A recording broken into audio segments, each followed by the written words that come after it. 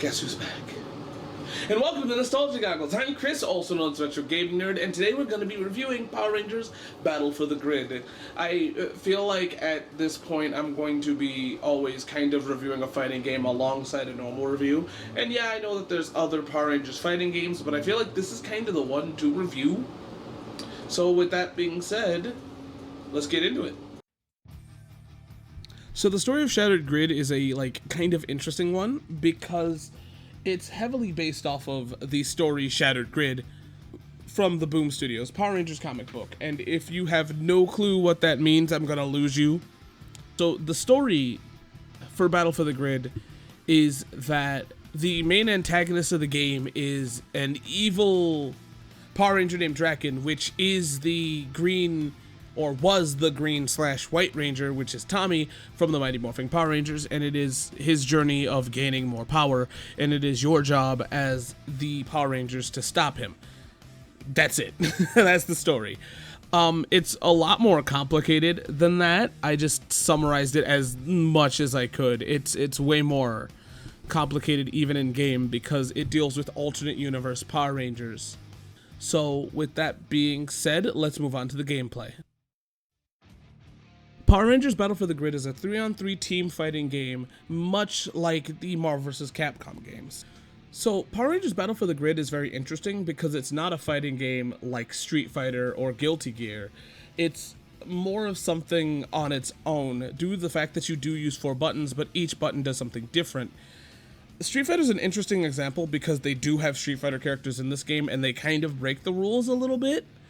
But each button does something completely separate. It's not like Tekken, it's not like Street Fighter. I don't know 100% how to explain the game, but it's fun. Each button has its own specific combo. One shoots mostly or does a special move. You know, a simple special move, but a special move nonetheless. The others seem to be like attack buttons, you know, simple attacks, and you can chain them together. You do also have the trigger buttons and the bumper buttons. The bumper buttons allow you to either use a character as an assist, summon a character, or summon the Megazord, which can save your butt. And then the trigger button, or buttons, is used to use your super move. Now, the thing about the Megazord and the super move is that it's a great mechanic because it works... Well, the super move works more like Samurai Showdown, the newest one, of where, like, if you're in trouble or if you get the gauge, you are able to do a devastating move. The only difference is this bar gauges multiple times throughout the fight instead of just having it one per round. And the thing that's nice about this one is that it can turn a match around really quick, and so can a Megazord. If you are getting thrashed, they will majorly help you out. The Megazords are a little odd, though, because I don't know 100% how they work, but it seems that if you are behind and you start turning the match around, they help out by doing special things. They're not all Megazords, mind you. Goldar is in there, but, you know, he's a giant monster, so why not? Every character plays completely differently. For instance, Jason kind of seems to be pretty fast. Kimberly is very nice with range, but also being able to do close-up. And this game has Street Fighter characters in it. Now, they play very similarly to Street Fighter characters, which is Ryu and Chun-Li, and it's really nice to have their actual combos in this game. It's kind of like their equivalent in Smash. Well, Ryu, because he's there, not Chun-Li. The thing about this game that makes it fun is that there's really easy to do combos. The thing that kind of sucks about that is that you can get like completely bodied. It's one of those things that like kind of sucks, and there is no really well done counter mechanic in my opinion. I was hoping for something more like Street Fighter, but like Street Fighter 3, but I can't 100% expect that from every game. I really do wish that that was here in this game though, because it would have made it a little bit more of, I don't know, a do or die kind of situation, but nevertheless, it doesn't seem like you 100% need one, because even if you do get bodied, it's not like Marvel vs. Capcom 3, right, where you just get completely demolished. The thing about it is your life bar and how many hits you can take feels nice, because it never feels like it's 100% cheap, even if you're comboed to hell. It just doesn't feel like the worst, especially since you can always come back with the super moves or the Megazords. With all that being said, there's not really much to this game at the end of the day. when it comes to stuff you're able to do, you have online, you have arcade, which is normally where you choose a team of rangers and you go through just an arcade mode of facing random characters, but sometimes, like characters like Ryu, Chun-Li, and the Red Samurai Ranger, there's a story that is told, and it's told specifically through there where you kind of gotta play somewhat of a story mode, and then there is the story mode that is a retelling, or it's pretty much the story. There's a practice mode, which I feel like this game is kind of necessary to have because every character plays so vastly different that if you want to get good at this game, it would be wise to check out the training mode. But outside of that, there's nothing really more to this game. I feel like it's a very basic fighting game, which is fine. It has a lot of nice modes, but that's really it. And I'm not going to condemn the game for that. It works, and I like it. Oh, and there's also a versus mode, but that, you know. So with that being said, let's go move on to the presentation. So the presentation of this game is good at best, mediocre at worst. The Rangers themselves look really good. The special moves are amazing to see, and I absolutely like seeing the Megazords, well, when you can. But the thing that suffers about this game is definitely the music, and same thing with the backgrounds. The music is kind of on the generic side, but the backgrounds are very hit or miss. There's a few that are really good, and then there are a few that are just super boring, and I don't know if that's a bad or a good thing, because in Power Rangers proper, that's just how it works. There's some that are very interesting set pieces, and then there is ditches and, you know, quarries and, you know, construction sites. It's normal for Power Rangers to not have the greatest backgrounds or the greatest settings. So, you know, that's just kind of par for the course. Another thing that's interesting about this game is the fact that every Ranger has somewhat of a representation to a degree, right? The representation here isn't every series, but it's a nice roster of characters, which I think there could have been more. I would have absolutely loved to see, you know, other seasons, you know, like, you know, other seasons or characters like, you know, the Titanium Rangers and other guest characters, probably like the Turtles. Maybe the Yellow Ranger from Hyperforce would be really nice. As much as I love to give representation to the other people on Hyperforce, I actually think that Yellow should have been in this game, due to the fact that Yellow kind of has significance because the person that was Yellow was Bulk and Skull, and there is no Bulk and Skull in this game, to, you know, my surprise. So it would have been nice to have the Yellow Hyperforce Ranger be here to kind of give that representation. As much as I said before, as much as I love my, you know, YouTube or influencer hosts from that show, I think that, and also just the cast in general, I definitely think the Yellow Ranger would have been the one to use, and I know that this is super late, so it can't be done, but it would have been nice to see, you know, Turtles and maybe even the Unworthy Arbiter from that series, the fan series, just because I feel like that's a nice way to represent, you know, the fandom. There's so many ways that you could have done it. Those are just suggestions, and at the end of the day, it really doesn't matter how I feel about a roster, especially since this is a crossover game.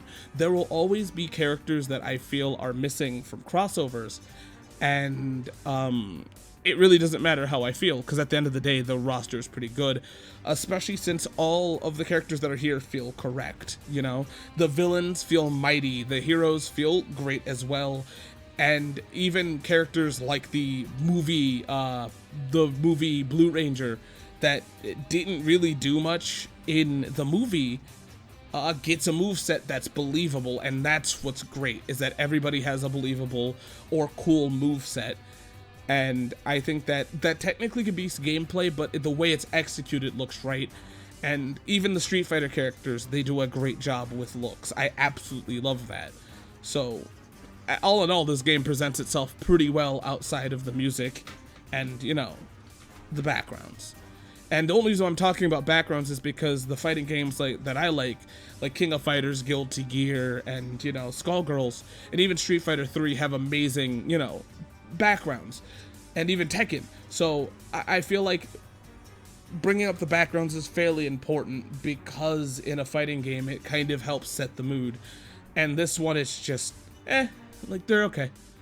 So with that being said, let's talk about accessibility.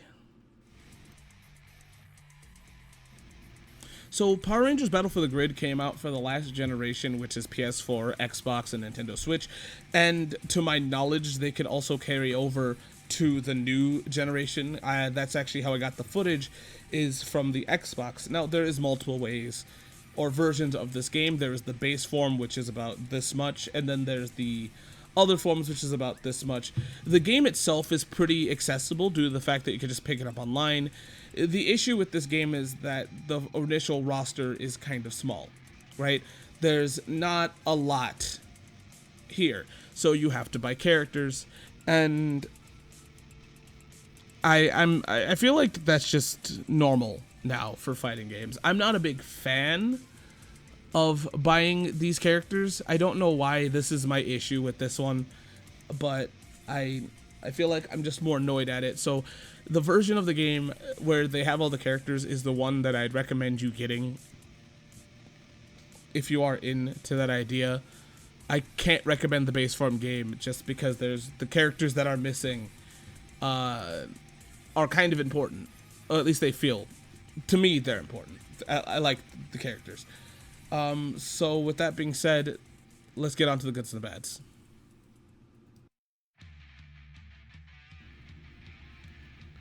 I think that the gameplay is really nice. I absolutely like it. I feel like it's going to take some getting used to if you're coming from a game like Street Fighter or Guilty Gear or many other games. I feel like it's something that you're definitely going to have to get used to. But once you get the hang of it, it's really well done. It's a very easy game to play, but pretty hard to master is the way to put it. I like how every character feels diverse. I like the roster itself. I feel like it could have just been super nostalgia pandery, but there's a few cuts in the game that I was surprised to see. I absolutely love that they introduced the Street Fighter characters in this game. Yes, I do know that they were from a phone game, but it is nice to have them here, and it's also nice to have them work the way they do. They are not 100% one-to-one from Street Fighter, but that kind of works, right? They definitely feel like they belong in this game, but they also feel like they belong into another game, and I feel very happy that they're here in general, and I'm very happy that Chun-Li's here as well. So, at the end of the day, having the Street Fighter characters is really what gives me the brownie points for this game. Actually, it's the reason why I'm reviewing this game. So, it was a crossover I didn't see coming. I absolutely love how this game's combos work. I really love the super moves and the Megazord. It feels really nice where if you're getting your butt beat, it feels nice to have a kind of way to come back. And you definitely can. I absolutely love that you can do that in this game. And last but not least, I absolutely love the character models. They're really nice to see, and they're really nice to have, and also the voice acting for some characters is great. There's none that are bad, really. I don't know why I worded it that way, but I like that there's voice acting in this game. There initially wasn't, and I was fine with it. It felt kind of hollow, but the fact that we have it is nice. With that being said, let's move on to the bads. I think the worst thing about this game is that the counter mechanic is something that I could not wrap my head around for some reason. I feel like it's very simple, but I just couldn't get it, and I feel like there are better counter mechanics in many other games. I feel like, and this is definitely a my fault thing. At the end of the day, there's not really much bad about this game outside of the backgrounds being very dull and or boring. But that's really it. The backgrounds, the music, and that's it. And even then, they're not the worst ever. It's just it's kind of dull in comparison to the way that this game is, right? With having the Power Rangers have bombastic moves, you would expect the music to be a little bit more, I don't know, pumping, but it definitely isn't. So, and same thing with the backgrounds. You think that they'd be a little bit more epic. They're not. So, yeah, that's all I could really think about as real criticisms. despite that, it's a fine game. I think it's fine. I can't really see that many problems with it. With that being said, let's go to final thoughts. So does Power Rangers Battle for the Grid hold up? Well, the answer is yes, which is kind of surprising. This is a licensed game, and I know that there's this weird thing about them. They put way more effort into this game than they really needed to, and that's what I think was what makes it great. The battle mechanics are great, the character roster is great. What else could you ask for? Even the voice acting is pretty nice to have in this game. It wasn't initially there, but since it is here now, it's great. I enjoy it. The only thing that I don't like about this game is that I wish that there was a better parrying system. Or at least one that I understood. And I also wish that there was more characters in this game. Two things that don't really matter. Because the way that this game mechanically works is nice. And the characters that are here, I'm pretty grateful for. So with that being said, the game holds up. So, what is your favorite Power Rangers fighting game? There's a few that come to mind, but this one is obviously my favorite. But what's yours? Leave it in the comment section below. Or fighting game in general, because I feel like I'm asking a very specific thing, and I think I need to be a little bit more general, but whatever. With that being said, I'll see you guys next time on Nostalgia Goggles, or at Power Morphicon if you see me in the wild, because me and Olivia will be there. We aren't invited or anything, we're just going as regular people. Gotta be filming a vlog. I would tell you to say hi, but by the time this goes up, it'll be already over. So I'll see you guys next time, hopefully. Bye!